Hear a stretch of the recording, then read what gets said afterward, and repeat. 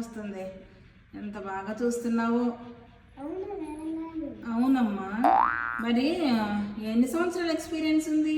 10 సంవత్సరాలు. అవునా, 10 సంవత్సరాలా? ఎంత నిద్ర వస్తుందంటే. అబ్బో, కుక్కలా? మరి కుక్కలు కూడా భలేగుంది.